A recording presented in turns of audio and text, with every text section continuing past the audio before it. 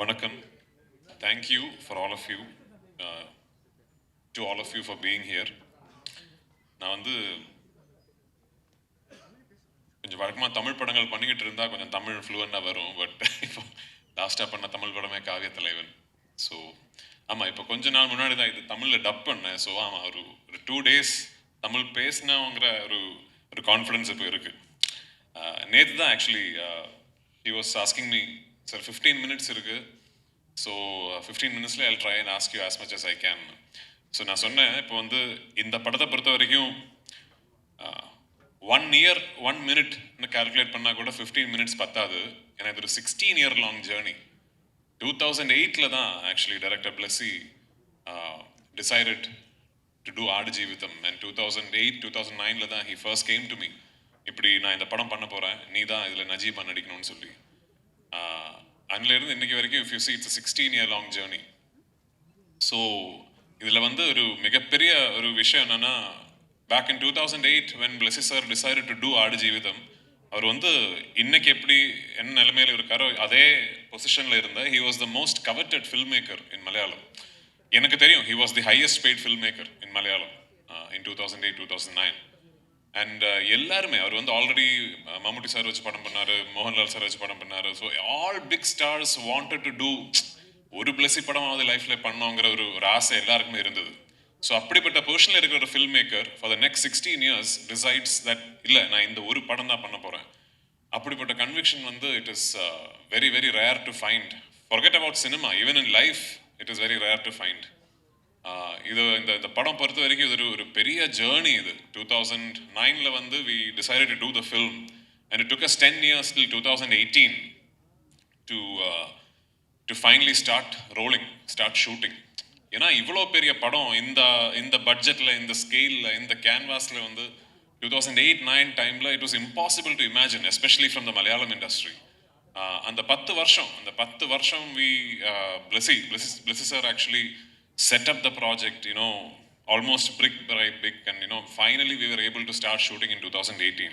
Adla vandu today I have to tell all of you, especially that now we are in Chennai, இந்த படத்துக்கு வந்து இல்லை இப்படி ஒரு மிகப்பெரிய ப்ராஜெக்ட்டுக்கு இவ்வளோ செலவு பண்ணி இந்த ஸ்கேலில் பண்ணலாங்கிற ஒரு ஜஸ்டிஃபிகேஷன் வர்றதுக்கு மிகப்பெரிய காரணம் வந்து ரஹ்மான் சார் தான் actually.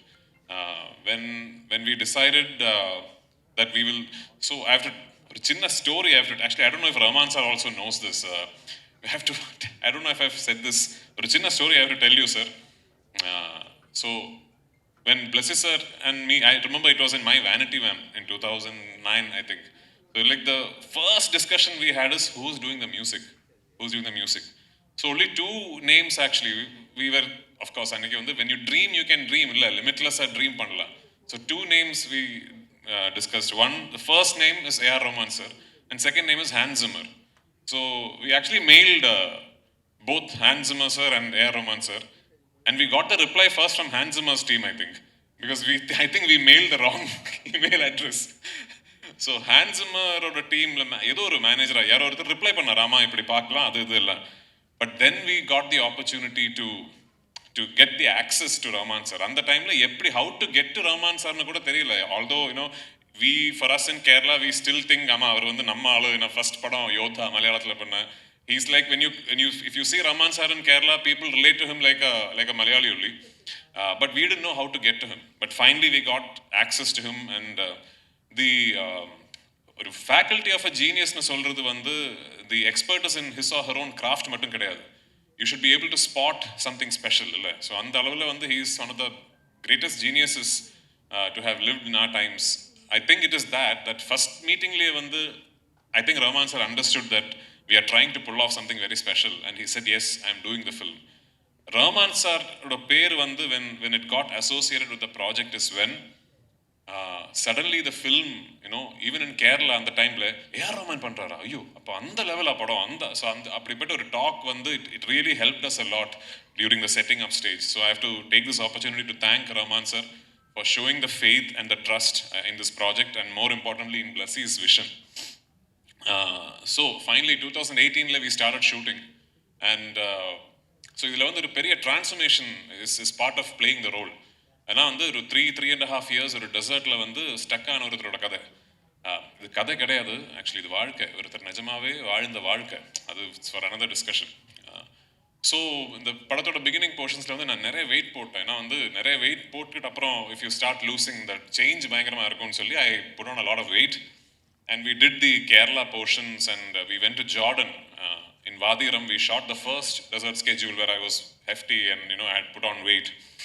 Then we stopped shoot. அதுக்கப்புறம் ஒரு 7 months shooting நிப்பாட்டி எனக்கு வெயிட் இழக்கிறதுக்கு வந்து டைம் கொடுத்து 7 months later, end of the year or beginning of next year, we went back to Jordan. Yeah, beginning of 2020, we went back to Jordan. Shooting ஆரம்பிச்சு கொஞ்ச நாள் தாண்டினப்போ the pandemic struck. And we had to stop shooting. கிட்டத்தட்ட ஒரு 3 months the entire team was stuck in a desert in Jordan without being able to shoot. Now shooting permission was stopped. International air travel was stopped. So almost at the end of the 3rd month we got a repatriation flight. அப்படிதான் அந்த team ஃபுல்லா திரும்பி வந்தேன். அந்த டைம்ல வந்து Blessed sir and me and the whole team, we did not know இது எப்போ இனிமே ஷூட்டிங் நடக்குமா, திரும்பி போக முடியுமா, எதுவுமே தெரில. And imagine it's a journey of so many years of wait and effort. But ஏதோ கடவுள் பார்த்தேன்னு நினைக்கிறேன். ஒரு 2 yearsக்கு அப்புறம், ஆல்மோஸ்ட் 1.5 yearsக்கு அப்புறம் we managed to regroup and get the permissions again. இந்த வாட்டி to shoot the escape portion of the whole desert saga, we went to Algeria, in the middle of the Sahara desert. Timimoun ஒரு இடம். அங்கே இருந்து we used to go in 4-wheel drive SUVs into the desert. தெரியல, I don't know if any film crew has ever been there. I think it should be next to impossible. நாங்கள் எங்கள் shoot பண்ணிக்கிட்டு இருக்கும்போது I remember the locals, the Algerian locals telling us we ourselves haven't seen these places. So அப்படிப்பட்ட ஒரு இடத்துல we shot one big portion of the film. Then we came back to Jordan, and 2020ல வந்து எது we couldn't do, the portions that we couldn't shoot, we completed that in Jordan, and finally we came back to Kerala, and the film we finished shooting in 2022. அதுக்கப்புறம் ஒரு 1.5 years long post production process. இந்த 28க்கு இவ்வளோ பெரிய கதையோட climax. So என்னை பொறுத்த வரைக்கும் 2009-2008 டைமில் when I said yes to the film, நான் வந்து I hadn't gotten married. I obviously wasn't a father. நான் ப்ரொடியூசர் ஆகலை, டைரக்டர் ஆகலை, டிஸ்ட்ரிபியூட்டர் ஆகலை. இந்த எல்லா மாற்றங்களும் என் லைஃப்பில் நடந்தது இந்த ஆடு ஜீவிதம் ஜேர்னியோட நடுவில் தான். ஸோ என்னை பொறுத்த வரைக்கும் அந்த 28th of March, it is almost like one phase of my life is culminating. அதில் வந்து ஒரு பெரிய சந்தோஷம் என்னென்னா, finally when it is releasing now, I guess it's releasing at a time which is great for cinema in general and for Malayalam cinema in particular. இந்த படம், right from the beginning we always thought whenever it is releasing, we should try and get the best distributors, the market leaders, to distribute this film for us in every market. So I should take this opportunity, since I'm here in Chennai and speaking to you about the Tamil version. Thank you, Udayanidhi Stalin sir. நான் ஒரு phone call தான் அவருக்கு பண்ணேன். I called Uday once, and I've never spoken to him before that. And I told him, இப்படிப்பட்ட ஒரு project, இது ஒரு இண்டஸ்ட்ரியோட ஒரு பேஷன் ப்ராஜெக்ட், இவ்வளோ வருஷங்கள் இதோட எஃபர்ட், இது ரெட் ஜாயிண்ட் தமிழ்நாட்டில் ரிலீஸ் பண்ணால் எனக்கு ரொம்ப பெருமையாக இருக்கும்னு சொன்னேன். And I think Uday was an artist, so probably he understood what I meant. Uday probably related to what it would mean to a group of artists to have thrown their conviction, time and effort behind something like this, and he gladly agreed. So thank you so much to Red Giant and Udayanidhi Stalin sir for backing our film and showing faith in us.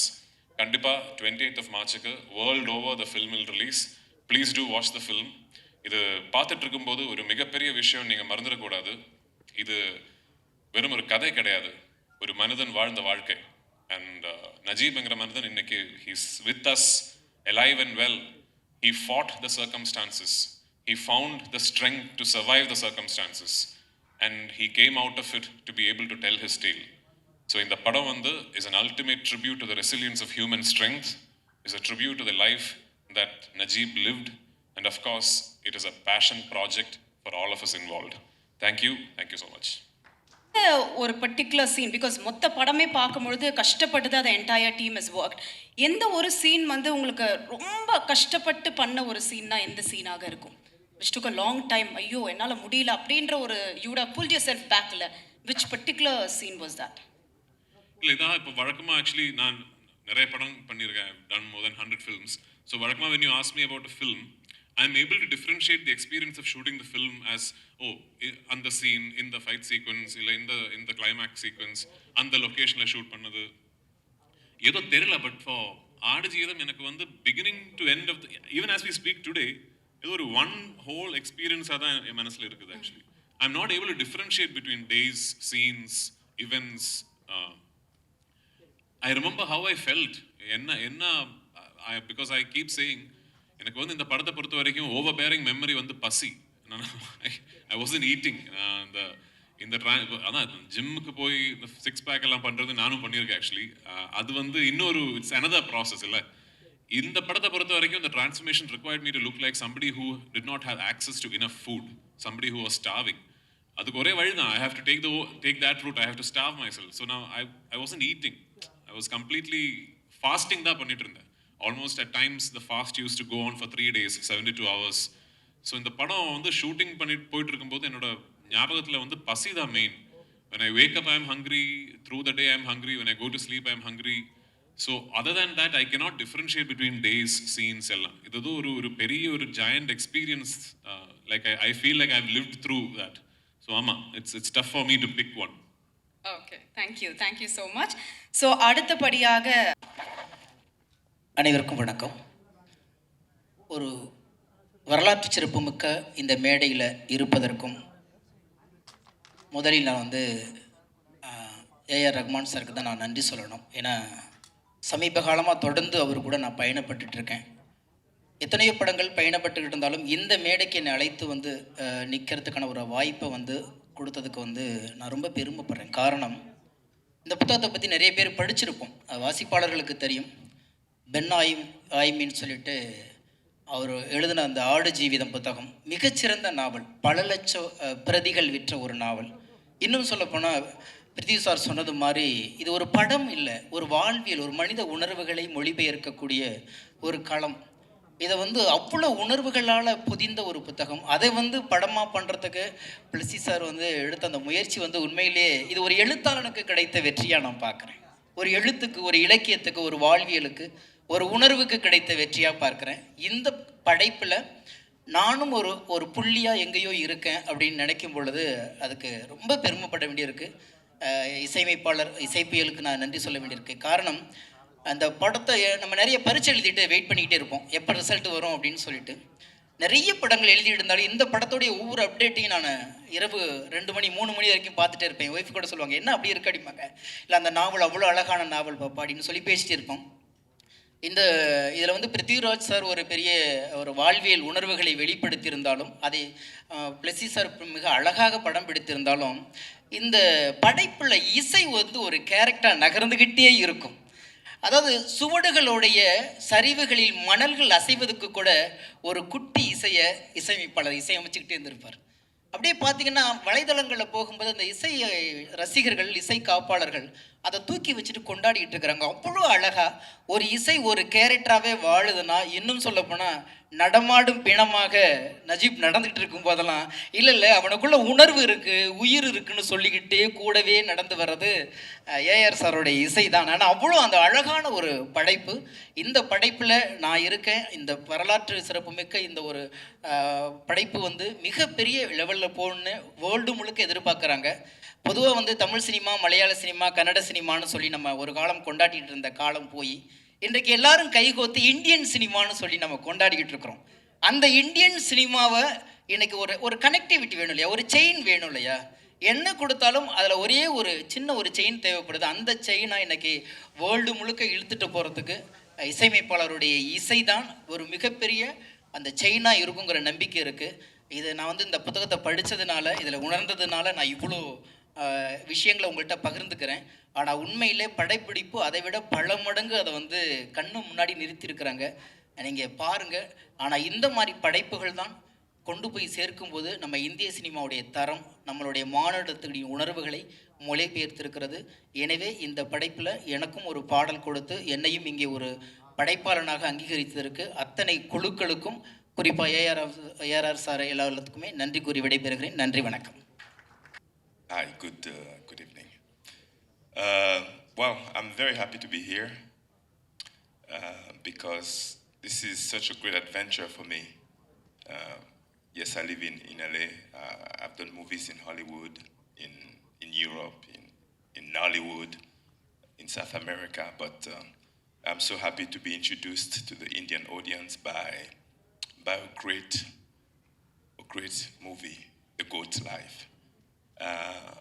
It was one of those adventures where you don't think that you'll ever experience, because shooting in the deserts of Algeria and Wadi Rum is almost like a dream. As hard as it was, but it was also an experience of a lifetime. And I believe that this is probably one of the greatest adventure movie that any of you guys will see. It's a human story. It's very inspirational. And I'm so privileged to have worked with probably some of the best that India has to offer, from the lead actor, Raj, to the extremely commending director, Blessy, who has the soul of an angel. I believe he might be a saint in a different life. And of course, your own super composer, A.R. Rahman, without forgetting our DP, who's provided us of images that will blow your mind, Sunil. So very happy to be here, very happy to experience India, to experience Chennai, and I love your food. Thank you. எல்லாருக்கும் வணக்கம். இந்த படம் நான் ஒத்துக்கும்போது என்னோட own படம் பண்ணியிருந்தேன். அப்புறம் லெமாஸ்க்குன்ட்டு ஒரு படம் விஆரில் டைரக்ட் பண்ணியிருந்தேன். ஸோ அது நடுவில் இதோட மீட்டிங்ஸ், இதோட கம்போசிஷன் எல்லாம் பண்ணோம். சீக்கிரம் முடிஞ்சிடும்னு நினச்சேன். நான் 6 வருஷம் ஆயிடுச்சு. பார்க்கும்போது டெஃபினெட்லி பிருத்வி வேறு லெவல் ஆக்டர் ஆகிருக்கிறதில்ல. பிளஸ்ஸி கூட ஒர்க் பண்ணுறது. It's really lucky to work with Blessy, Sunil, Jimmy, and Snehan. ரொம்ப நல்லா பேசுனீங்க. லைட் அப் பண்ணிட்டீங்க. மாஷா, தேங்க்யூ. ஒருத்தர் கேட்டார், மரியான் மாதிரி இருக்குமா அப்படின்னு கேட்டார். மரியான் ஒரு ஃபிக்ஷன், இது ஒரு ரியல் ஸ்டோரி. 250 பதிப்பகம் ஆயிட்டுல, 250 எடிஷன்ஸ். 250 எடிஷன்ஸ் அவ்வளோ புக்கு படிச்சிருக்காங்களோ அது எதுவும் இருக்கணும் டெஃபினெட்லி. அது நீங்களே கண்டுபிடிச்சி சொல்லுங்கள். Thank you so much.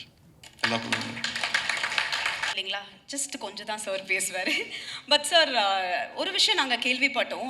When I had a chat with Prithvi sir yesterday. Like நீங்கள் செட்டுக்கு போயிட்டு you had that, I mean the entire team had a clear vision, like what they wanted all about this movie அப்படின்னு.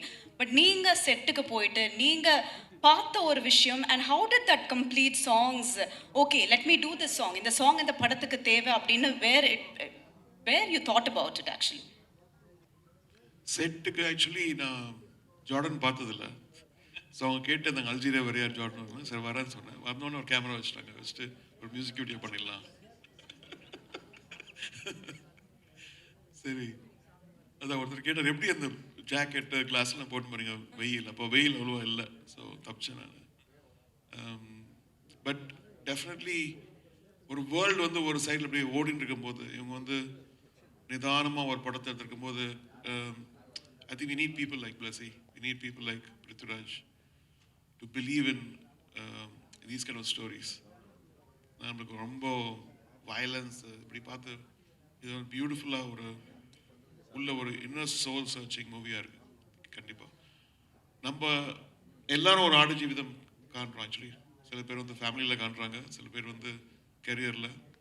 இவர் டெசர்ட்டில் கேரளாலேருந்து போய் பார்க்குறாரு. Thank you sir, thank you so much. But நிஜமாவே I think it was a big blessing to all of us. உங்க முன்னாடி அந்த போட்டு என்ன டார்ச்சர் பண்ணிட்டாங்க, பட் நான் மன்னிச்சிடுறேன். சார், நான் ஒன்று தான் சார், உங்கள் விஷன் எப்போவுமே கிளியராக இருக்கிறதுனால தான் அவங்க அதை அவங்க முதல் கொண்டு எல்லாருமே என்ஜாய் பண்ணுறோம் அந்த சாங்ஸை. அடுத்தடுத்தும் நீங்கள் இதே மாதிரி எங்களுக்கு கொடுத்துட்டே இருக்கணும் சார், அவ்வளோதான். நான் அப்பவே சொல்லிட்டேன் sir, we need your energy sir, simple. உங்கள் சாங் மூலியமாக நாங்கள் சொல்லிடுறோம். So thank you one more time for your sir, thank you so much. இந்த படத்தை பற்றி நான் ஏதாவது பேச முடியல. பிகாஸ் ஃபஸ்ட்டு படம் தான் பேசணும், அதுக்கப்புறம் தான் எனக்கு பேச வரும். இப்போது இங்கே இருக்குമ്പോൾ எவ்வளோ ഞാൻ ஹாப்பியாக இருக்கேன். பிகாஸ் பிருத்திராஜ் சொன்ன மாதிரி லாஸ்ட்டு ஐ திங்க் 20-25 இயர்ஸ்க்கு அப்புறம் இது மாதிரி ஒரு மனிதனை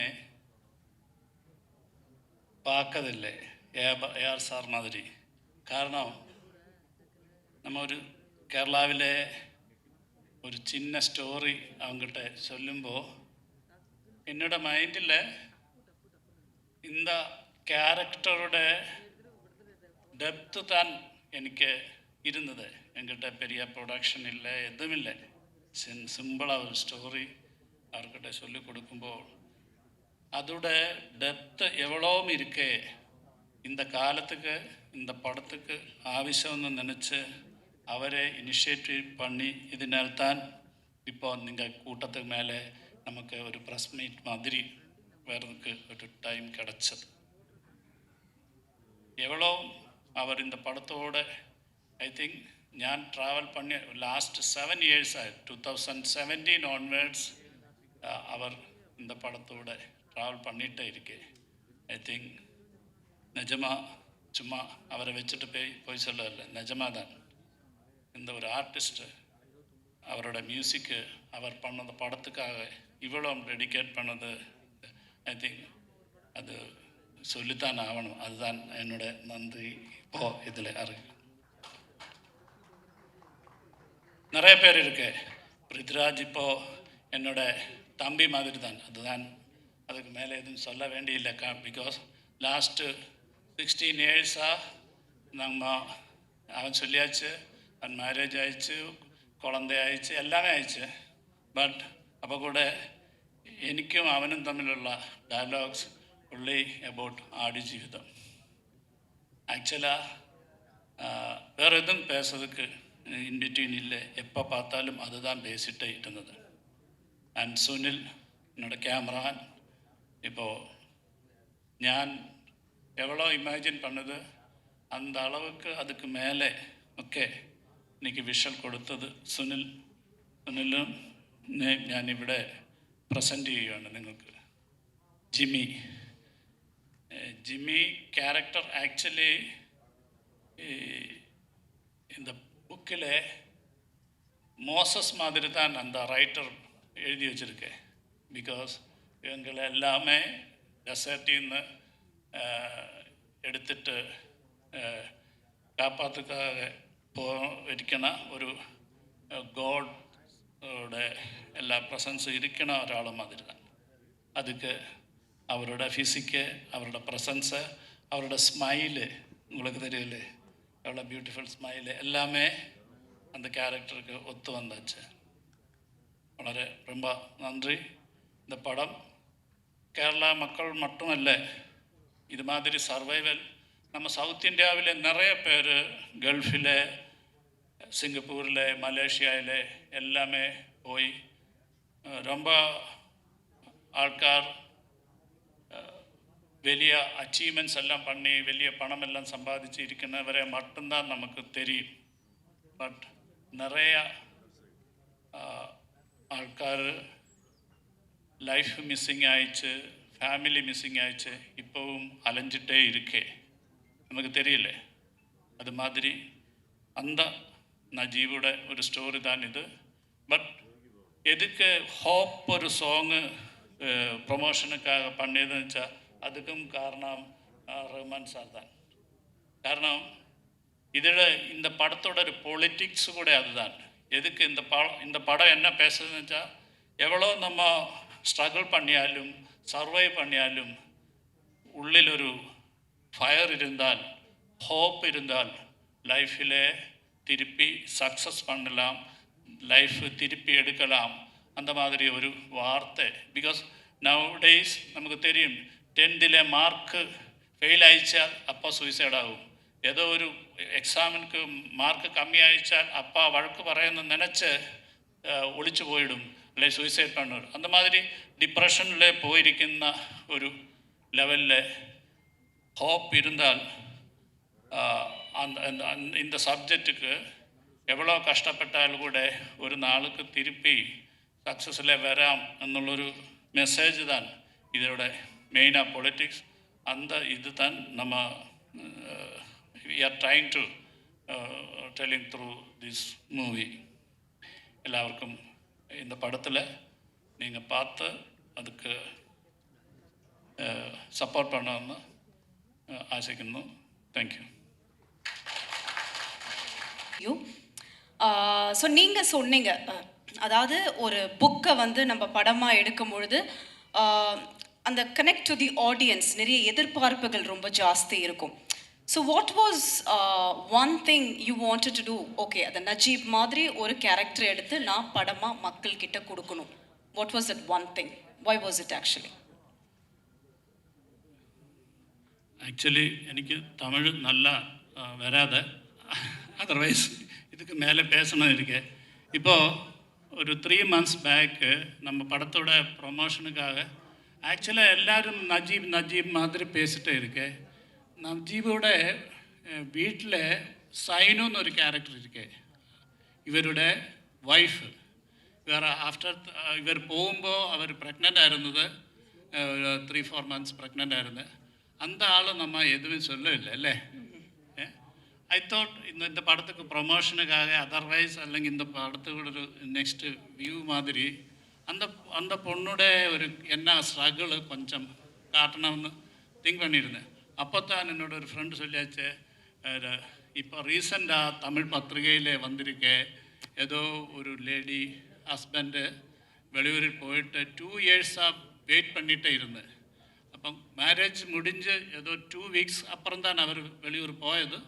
பட் அவரை மிஸ்ஸிங் ஆயிடுச்சு. ஆஃப்டர் 2 years ஆயிடுச்சுட்டு அந்த ரிலேட்டிவ்ஸ் பேரண்ட்ஸ் எல்லாமே சொல்லி ஃபோர்ஸ் பண்ணி இந்த பொண்ணுனை மேரேஜ் பண்ணியாச்சு.